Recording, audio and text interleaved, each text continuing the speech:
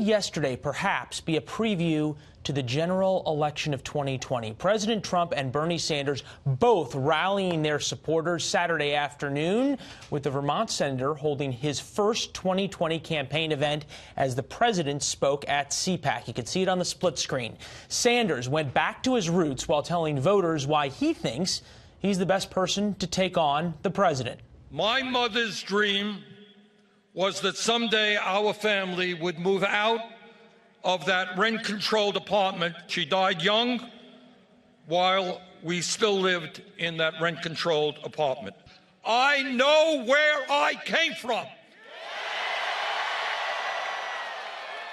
And that is something I will never forget.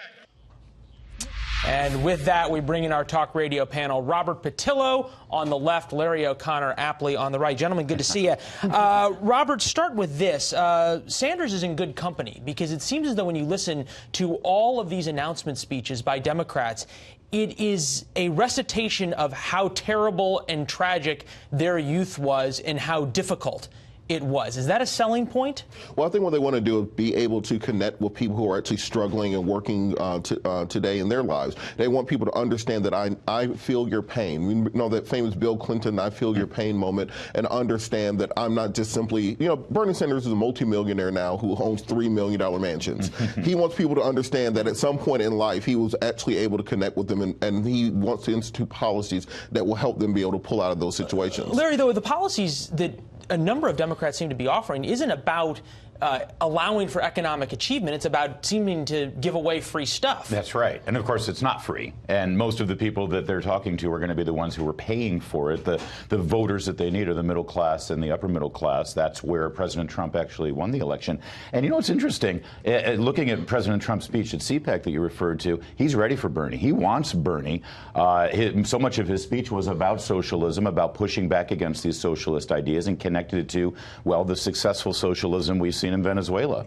I guess the question, Robert, is why do you not hear more of an aspirational message from Democrats? It's not an American exceptionalism message. It's a, hey, America's going to give you all this free stuff because you've had it so rough and each intersectional group has been discriminated against. Yeah. Well, I think the biggest part of it is an understanding of where the base is right now. That in the early primary states, the people who are the activists, the people who are getting out early mornings to knock on doors in Iowa, those people have to be motivated and energized, and those are people who feel like they've been left behind by America. So while you have, in the green room, we're talking, there are 3 separate billionaires sending spaceships into outer space right now.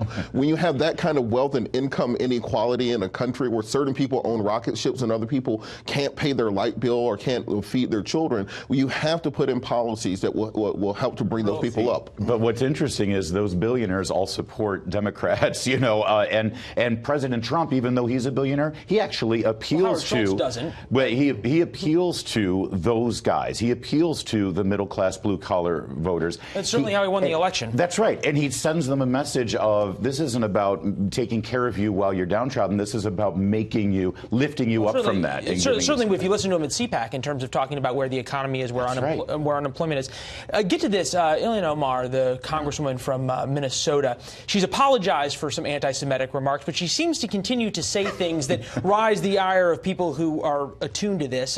This is her later statement made at an event, Busboys and Poets, I believe, at a bookstore. I want to talk about the political influence in this country that says it's okay for people to push for allegiance to a foreign country, that referring to Israel, from the chairman of the House Foreign Affairs Committee, which she is on, Eliot Engel. Her comments were outrageous and deeply hurtful, and I ask that she retract them, apologize, and commit to making her case on policy issues without resorting to attacks that have no place in the Foreign Affairs Committee or the House of Representatives.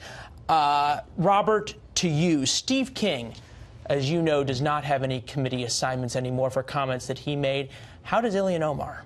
Well, I think what Omar, if you read the full context of the statement, she's simply asking the question of why are we not allowed to even debate issues regarding our donations and our aid to Israel? Why are we not able to debate issues such as the UN finding that Israel may have committed war crimes by killing Palestinians last year? There's been a lot of debate. There's been a lot of debate about foreign aid. Yeah, well, the point is that she wants to have a space where we can have these discussions without them being considered. It's got 15 seconds. Oh, only 15 seconds? All right, you get 20. Because, I'm sorry, we debate this all the time. What's happening here with Ilhan Omar is she's questioning the motives of those who support Israel, and it's ridiculous. Frankly, I question the motives of those who don't support Israel. They're our best ally in that region. It's great American policy. They're a strategic ally. They're an economic ally. And by the way, they're the freest country in that region, where people of all faiths and all races are freer than any other country in the Middle East. Why doesn't Ilhan Omar and the Democrats, why don't the Democrats support Israel? The question should be on them. They should be defending their position.